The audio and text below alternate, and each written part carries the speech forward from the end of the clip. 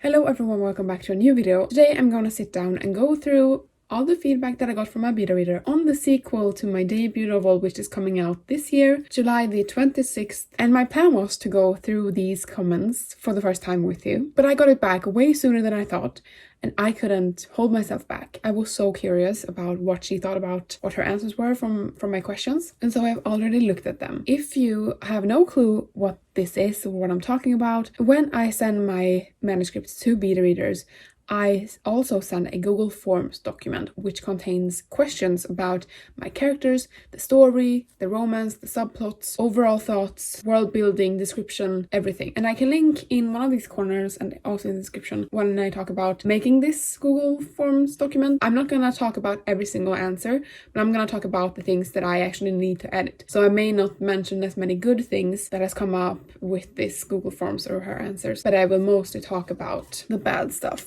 My plan is to go through these comments and make an editing plan. So I'm gonna make different categories for the problem areas, and so let's just begin. Let's just begin from the very first question. That didn't have a problem area, which I was very happy about. It was, could you orient yourself in the story without any confusion? If not, why? And on this, she mentioned that there were some scenery issues or descriptions of scenery and places that needed to be clarified, but she has commented on this in the document. And this is something that I don't really feel like is an issue. It depends really on what the publisher thinks, if they want to publish this. It really depends on what they think, because it was a question about Carwyn, the main character. What is your general thoughts about Carwyn? And the beta reader said that she likes her in many ways, and the beta reader points out she's this and this and this, which is true. I have been able to make her a distinct character that is good, and what she likes and whatever, but she has a very tough shell and a big thick wall around herself that she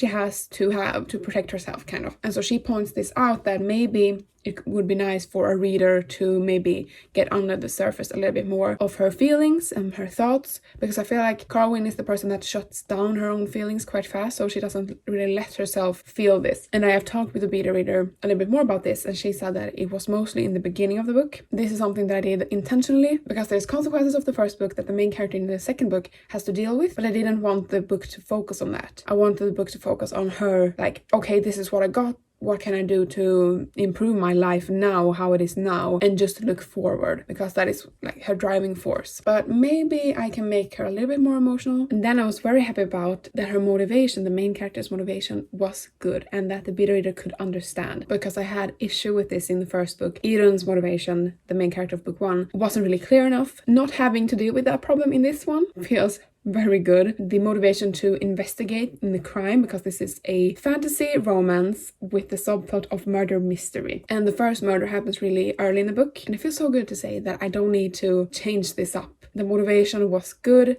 but she said, here comes the thing that I need to edit out, that some of her internal thoughts about the investigation of the murder are repeated a lot of the times. So I need to search for specific phrases and wording specifically pointed towards the murder mystery, and I need to change them up. I'm gonna write that as well, and that is also something that she said about the male main character. And this is something that I actually thought about while writing. I knew that I was repeating phrases and wordings when it came to the male character's anxiety and how he feels anxiety. Of course it came up in the editing process, of course my beta reader picked up on that as well, but I didn't want to change anything before knowing what an outside reader might think, because I am in these people's heads all the time, or I was during the writing of this book and then the editing of this book. And this is something that I don't really feel bad about having to edit. It doesn't feel like a big edit. I can just search up these phrases because I know I use the same words quite a lot. And now I'm changing the category to the male main character, and I'm happy to say that that is the only thing that I need to change about my male character. That, and maybe she also mentioned about his motivation and what is driving him forward. I am repeating things quite a lot, because in my head I was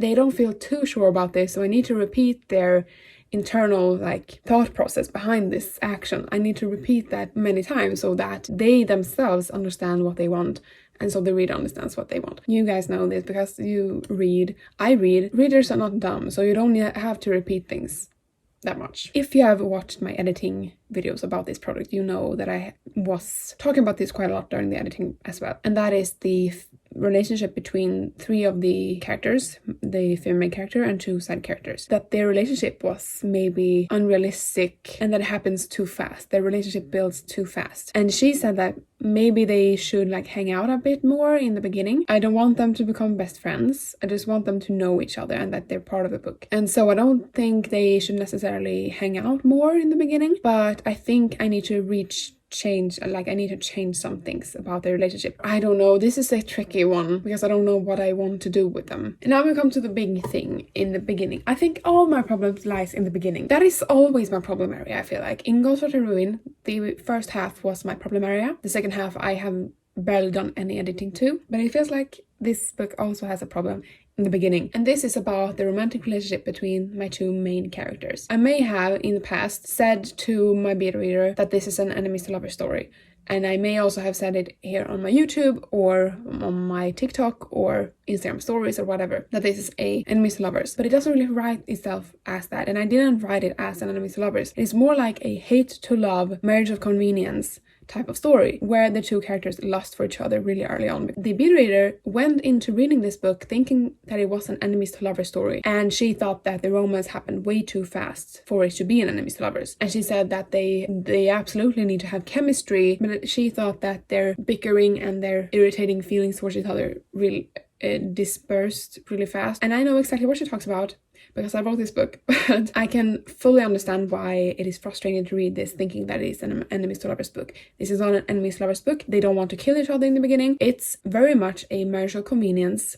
Like, you get something out of this, I get something out of this, and then they need to work together to solve the mystery of the book, essentially. And so I need to take this critique with a little bit of salt, and I need to stop marketing this book as an enemies to lovers. But the one thing that I need to take away from this is that the first half of the book, I need to be really careful, especially the first 10 chapters or something. I need to be really careful of how I phrase their thoughts towards each other. The male character especially, he has the insta lust, and his whole internal conflict is based on his need for like having someone to lean on, having someone to share this burden that he has with, because he hasn't done that his whole life. So his whole internal conflict is circling around that he wants her, that he needs her, whatever. So I need to tone down his part a bit, I think, because the female character is very cold towards him throughout the first half of the book. But his part, I think, needs to be a little bit like, I don't want to do this, blah, blah, blah. He's very stubborn in his ways. I do think I need to take away some of his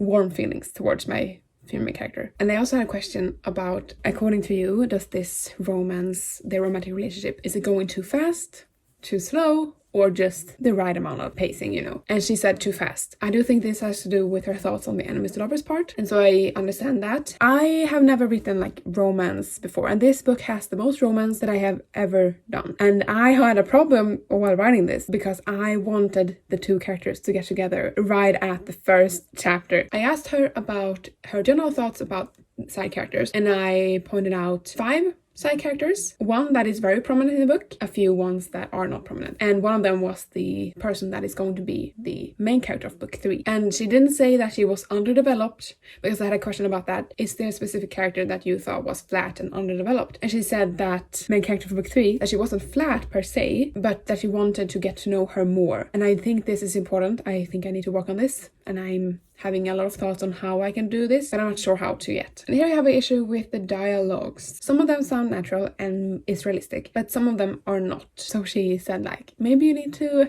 read them aloud for yourself and see if it actually makes sense. And I also asked if she could understand who is talking and when, but she said no on that. But I haven't seen that many comments in the document discussing this issue. It's a tough edit to go through every single dialogue, but since she hasn't pointed out any specific ones, I need to go through every single dialogue and see if I can change something. Adding a dialogue tag or jumping down a dialogue or jumping down a sentence to separate things and make it maybe a little bit easier. And then I was so excited because I had some questions about the mystery and the side plot about Carwyn's like family secrets. It's 2 subplots, but they weave together throughout the story. What did you think about this subplot about the mystery of family secrets?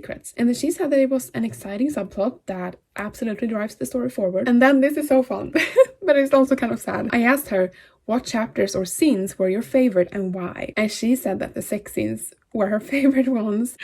I can't take myself seriously. But now comes a lot of comments where I actually don't need to change a lot. So I asked about sceneries, like which sceneries were for you the most real ones that you could see really easily for yourself. And she said that she liked a lot of the places, but especially the underground scenery. My female character is underground a lot of the time in this book, so that was good. And she didn't really remember any place that she couldn't see for herself that were badly described. And I also asked if the world building and the magic system made sense because she has read the first one. So did this make sense as an extension of the magic system? Because there's some new things introduced in this book because they are in a different world. And she understood right at once. And she also said that the ending was satisfying, and I was so scared that the ending would not be satisfying because when I was editing I didn't feel satisfied with the ending, but I'm glad that she felt that way. But then she also said something about Carwyn's character development. She said that it was satisfying, but it also took her quite a long while to get there, and that it went like kind of back and forth. So this is something that I really need to like pinpoint. Maybe she has commented on this later in the document, and then I will know for sure like where I can fix this. And I asked her who her favorite character was, and she said the male character. Now we come to the last questions. I said, according to you, what is the novel's greatest weakness? And she said the enemies lovers trope, that maybe I need to go through it. And I do a little bit, but not too much. And then I also need to see over like the descriptions of scenery and then rephrasing or repeating of wording. And then I also asked her what is the novel's greatest strength, and she said that it was an engaging and exciting story that really pulls you in to keep reading. And she said that I was amazing at creating a story. And on a scale to 1 to 10, how much did you enjoy the book? And she said an 8, which is lower than last book. She said 9 on that. And then on a scale from 1 to 10, how much do you want to read the sequel from another character's point of view? And she said 9, which is also a step lower than the first one because she said 10 on that. And then I asked her what her predictions are for book 3. And I'm not going to say she's right, and I'm not going to say she's wrong, and I'm not going to say what she said either, because if it's right, you will also know. And so that was everything. I think that in my head I have built this big mountain of doubt and stress surrounding this project and this editing process. Looking at my editing notes, this is not a lot of work. The bigger things has to do with the third main character. It's not really a big editing issue. I just need to add a scene or change up a scene, but it feels much bigger because I don't have a solution for it yet. I don't know what I'm gonna do with the third main character. So what I am gonna do first is definitely to work on my female main character. I'm gonna work on her repeated internal thoughts, and I'm gonna work on if I can get closer to her early on in the book so that the reader knows her more. So I will do this at the same time that I am going through her comments. So for example, with the female main character, I'm gonna search for phrases, and when I see one of her comments, I'm gonna change the comments as well. So I'm gonna do them simultaneously. I'm setting myself a deadline. The publisher doesn't have a deadline, but I do want to get this to the publisher as soon as it is sent to print, essentially, or we are done with it. So I want to do this in March. Then I want to contact the publisher, and I want this to happen before the publication of the first book. So this is the first video in the new video series of me editing this book, and I hope you're excited. So next video you will see from me will be an editing vlog, hopefully, and hopefully I'm gonna complete this editing in March. It is now March the 10th, so I have 20 days. The most important thing right now is to not stress about this project. I just need to work on it a little bit every day. If I'm not done by the 31st of March, I don't want to feel bad about it. So I need to have this in mind while doing this. That's everything for this video. I hope that you enjoyed it. Leave a like and a comment below, and subscribe because I post a new video every week, every Thursday, and I'll see you in the next one. Bye!